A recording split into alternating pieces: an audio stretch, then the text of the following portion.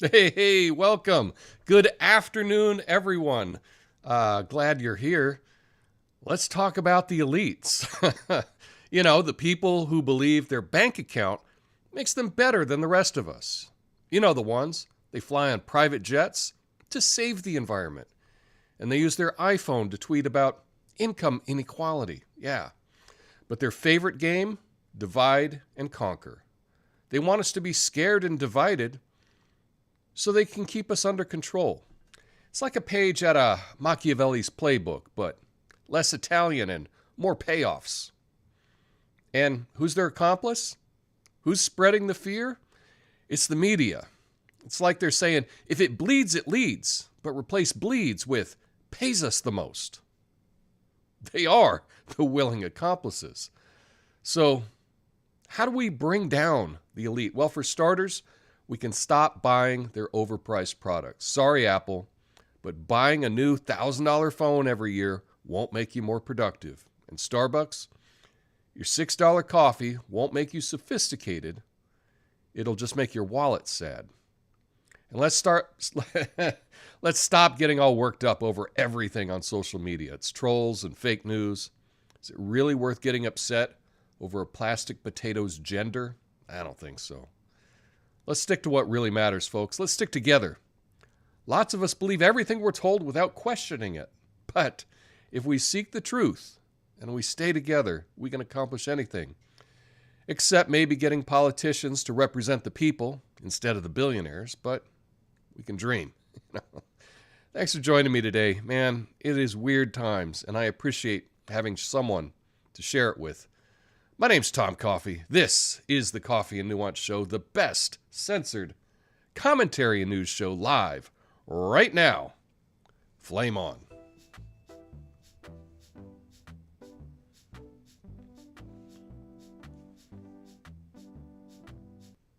Hey, thanks for joining me. Oh, I got a good show today. Lots of stuff to talk about. Watched the Putin speech in the middle of the night last night. I just had to stay up and watch it. I just to see what all the hype was going to be about. I'll give you my take on that. It's Mardi Gras. Happy Mardi Gras. I should have some Mardi Gras beads, but I only thought of it this moment. I want to talk about zero bail and why that's been a total failure. And lastly, some good news. I got some opera news. And you're thinking, opera? What? I don't care about opera. Give me a chance to explain.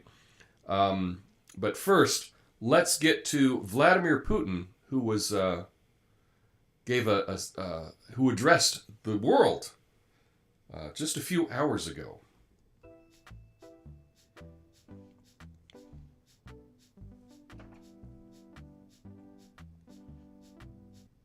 All right.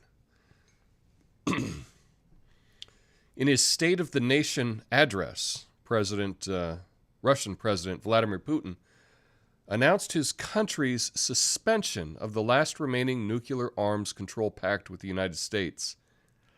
Yikes. And made it clear he would not be changing his strategy in the war in Ukraine. Putin cast Russia and Ukraine as victims of Western double-dealing and said it was Russia, not Ukraine, fighting for its existence. In the wake of President Biden's visit to Kyiv, Putin also upped the ante by declaring Moscow would suspend its participation in the New START treaty, while also threatening to resume nuclear weapons tests, which would end the global ban on such tests in place since the Cold War. U.S. Secretary of State Antony Blinken described Moscow's decision as irresponsible, while China and Russia have aligned their foreign policies to oppose Washington. The war has reignited the divide between Russia and the West, reinvigorating the NATO alliance, and created the biggest threat yet to Putin's rule. This was scary. This was it was interesting. I stayed up and I watched the speech, and I had live translation. And it's funny, whoever they get to translate, it really does make an impression on what you think of that person. So, for example, the translator that I heard, I was watching on Sky, British, Sky News, and the translator sounded like a really feeble, skinny, wimpy guy. That's just my impression of a stuttering, wimpy nerd is who the voice sounded like. And then you kind of thought you projected onto Putin, this kind of wimpy, stuttering guy, even though that was just his translator. And I'm sure if they had, I don't know, someone with a deep voice, more commanding voice, something like that, Putin would have sounded a lot better. But that's just a side note.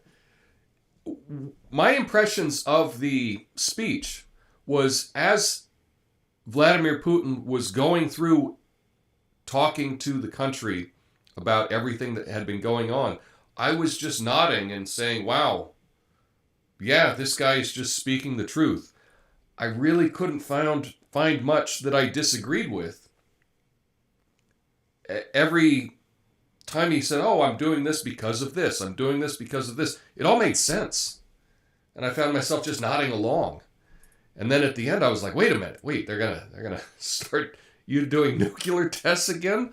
We're dropping out of he's dropping out of this treaty? Wow.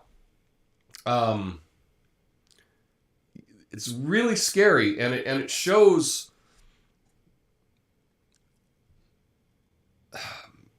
Man, I just don't even know what to think, because yesterday I really complained about Biden going to Ukraine. I thought that was a terrible move, and it looks like they're just upping the ante and they're just pushing Putin to do all of this. I know that the coverage of this speech is probably not going to be accurate because the coverage of everything doesn't appear to be accurate. Okay?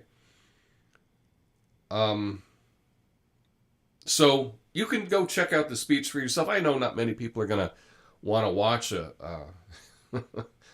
hour-long speech in a foreign language, but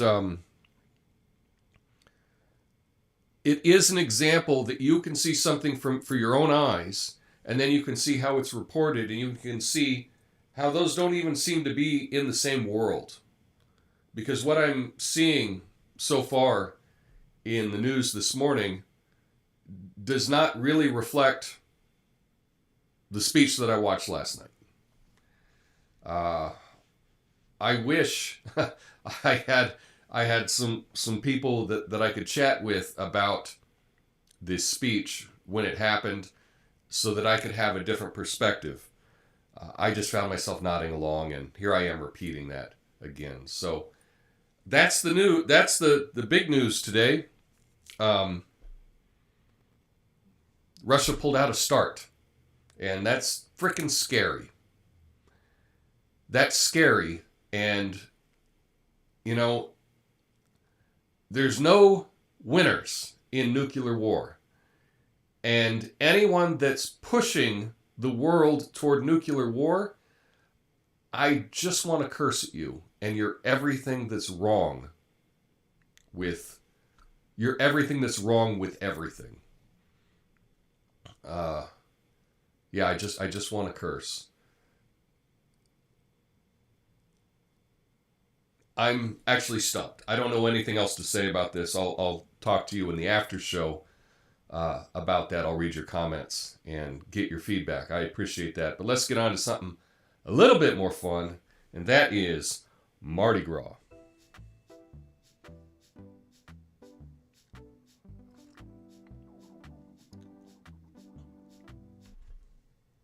Yeah, Mardi Gras.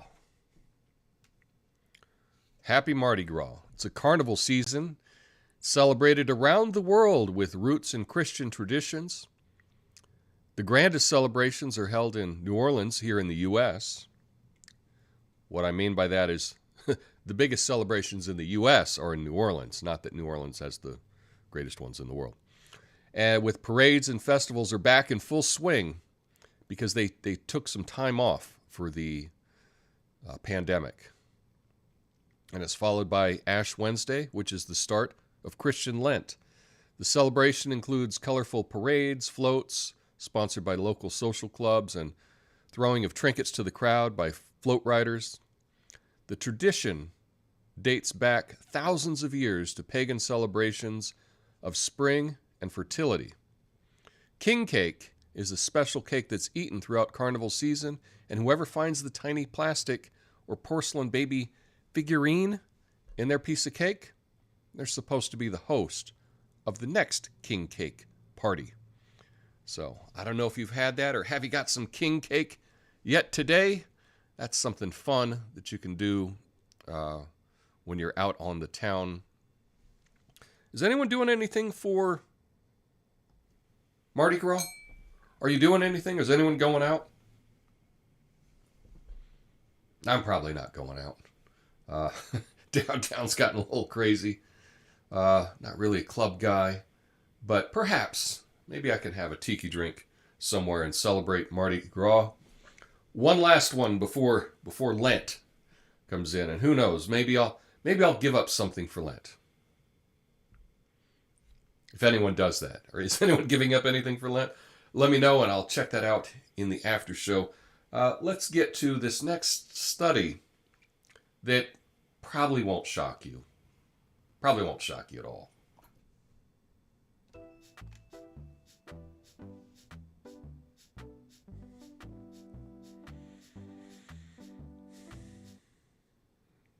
Zero bail. Yeah. You've heard about this a lot recently, but more than 70% of criminal suspects released from jail without bail, they go on to be rearrested for additional crimes, according to an analysis by Yolo County District Attorney's Office in California. The study was conducted during a period when a zero bail policy was in place, which allowed the release of nearly 600 suspects without having to pay any bail. Of those released, 420, good meme, were rearrested for various crimes, including violent ones such as homicide, rape, and kidnapping. Yikes. The findings have been called a warning for states like New York and Illinois, where similar policies have been put in place. You've heard a lot about this zero bail, and from what I understand, you know, they always talk about zero bail and how that it's, hurting different communities more than others. I think most people that are reasonable, good people, they have people in their life that can come up with some bail. That's not a thing. I think the real problem is the people that have been arrested time and time again. Nobody wants to put up bail for them. That's why they're stuck.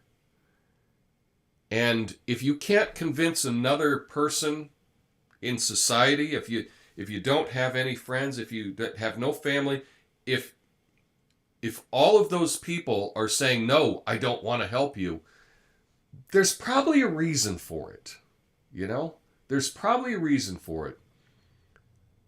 Because I think anyone can come up with, if they had to, if a family member went to jail, you could come up with a couple $100 for bail to get them out. And if no one's willing to do that, maybe there's a reason. That's just my take. Might get into that more later. But that's all I have to say about that. And so let's turn it over to some good news. Some good news.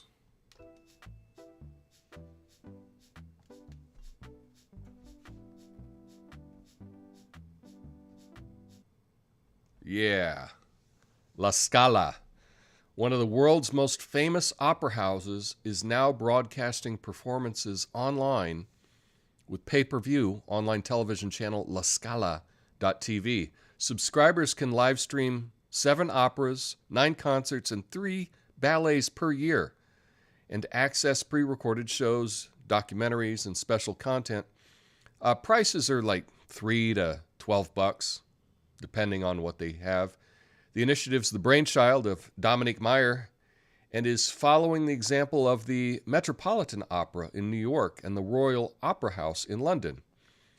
Meyer hopes to win the hearts of opera lovers across the world with this initiative, and the next live stream of La Corsaire is set to take place on March 1st. So that is kind of cool. And why is this good news? Well, opera's become really expensive. I don't know if you've tried to go to the opera recently, but wow, it has gotten expensive. And I know that these cultural events are good for kids to see. It's good to take them to, but if you can't do that, if you can pay $3 and live stream one, I think that would be a great cultural event for the kids. You know, you could set up the living room.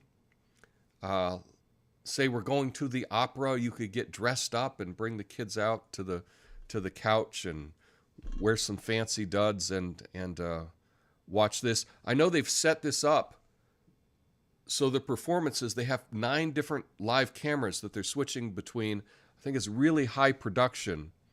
So that's kind of a cool thing. And that's an opportunity that available today that, wow, that was not available when I was a kid. We couldn't just live stream an opera.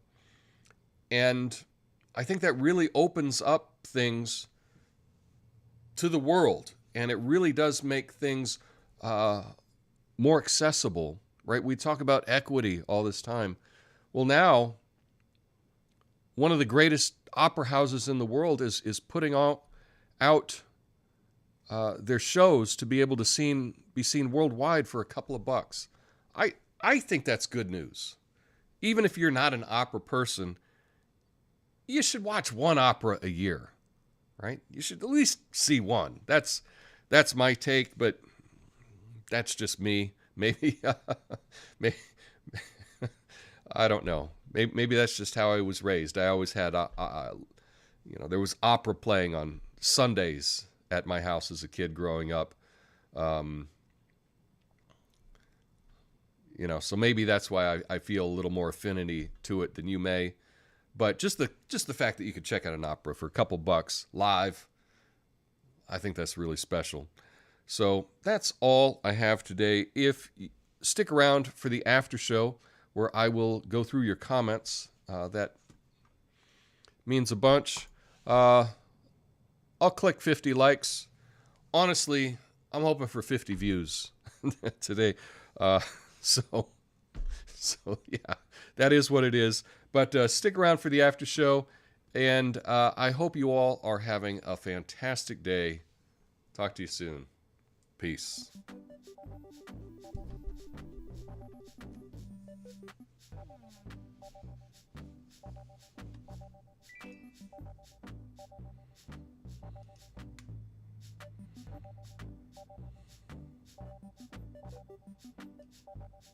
Okay.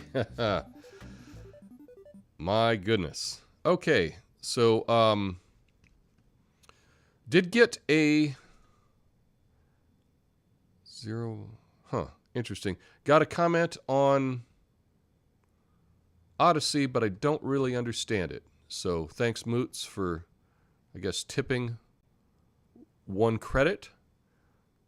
Not a whole lot of people watch over in Odyssey, so I'm still learning how that works.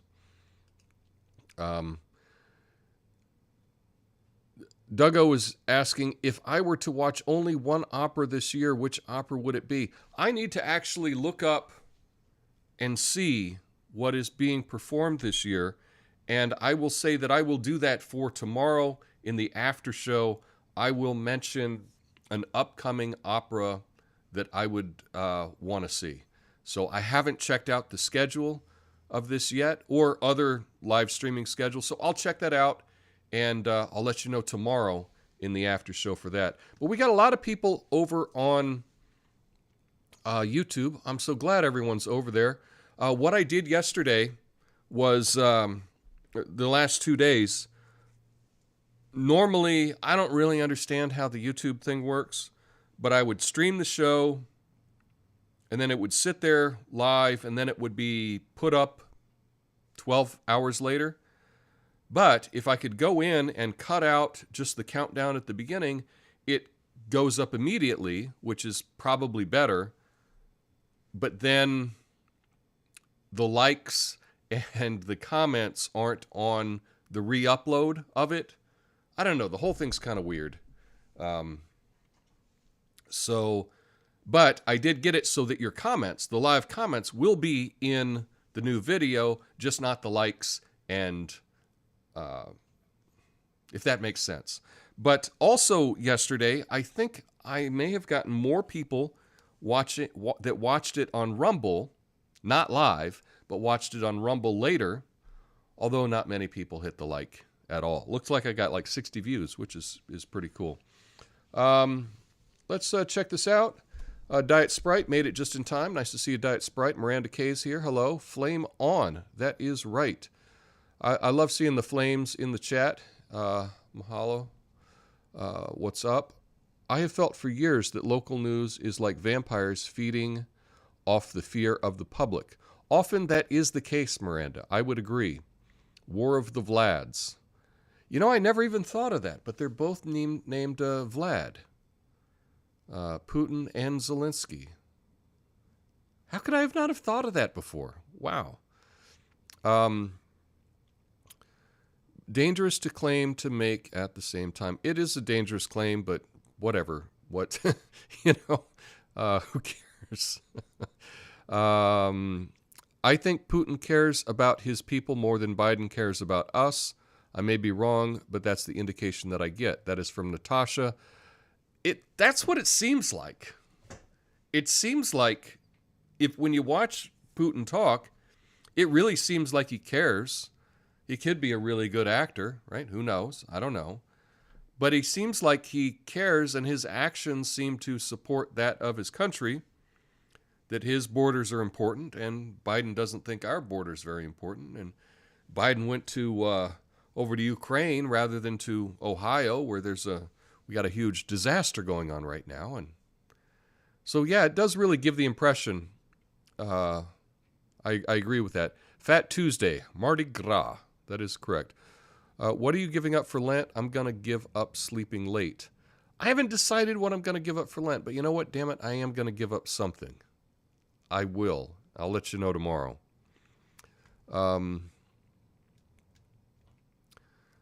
Miranda gave up meat for Lent 10 years ago. Crab cake is gross, not fun, says Tobias. King cake. I'm sorry. King cake is gross, not fun. It's not a great cake. It is kind of fun that there could be a little figurine inside. Natasha went to a Mardi Gras at her favorite tiki bar in Arlington, Texas, called Four Kahunas. I don't think I've ever been to Four Kahunas. I don't think it was around when I lived in Texas, in the Metroplex then. But that sounds fun. I never took meat back. Okay.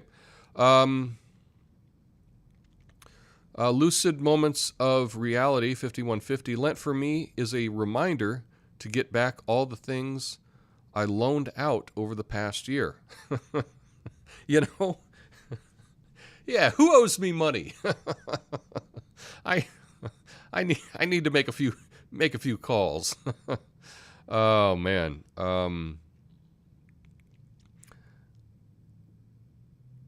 Natasha says I had a boss who would tell us to call if we needed bail. That's good. Everyone should have someone that they can call if they need bail, just in case. And you're thinking, well, I wouldn't need bail because I don't do anything wrong. Well, occasionally, people that don't do anything wrong can go to jail, too. That's possible. So it's always good to have someone you can call. You should probably memorize someone's phone number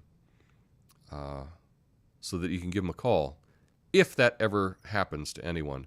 Is TSA hiring that many people that get arrested that often that a boss would even feel the need to say that? Not sure what that's in relate. Obviously, I can't keep up with every single comment here. Wow. I don't much care for opera, orchestra, sure, but opera, not my thing, says Natasha. Tomorrow, I'll give you an opera that will be good. I understand that it's not for everyone, and I'm not saying that I'm a huge fan or anything, but it really, opera to me is a reminder of like just the greatness of civilization. It's just so big to have that many people in the orchestra and the people singing all together to put on this performance. Really is just the spectacle of the whole thing is really something. Rock concerts have gotten outrageously expensive too. Yeah, I looked at. We have an outside concert venue here, and there are a lot of shows coming this summer, and they're not cheap. Like sitting up in the grass, like far away, and I mean, if you're sitting up in the grass, you can't even really see it. And it's like $50 just for the cheap tickets. So I'm being priced out of a lot of shows, that's for sure. Doug says there's a 7-Eleven that plays opera outside to keep homeless and dealers away. It works. Yeah, there's a Walgreens that I've gone by that has speakers outside, and they play some classical music all the time for the same reason. I like some opera. Carmen, Madame Butterfly, says Miranda Kay. Legalese, yeah, Carmen always makes drug dealers cry. That's a good reference. That's cool.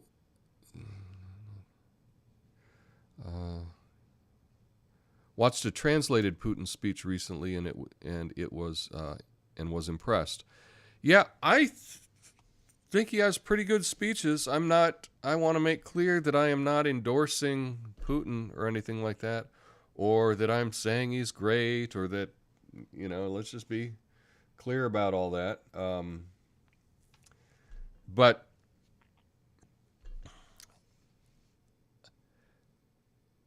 if you hear something about his speech and it sounds like it might be propaganda, you can go and you can watch his speech. He pretty much gets through most of the points in the first 15 minutes or so.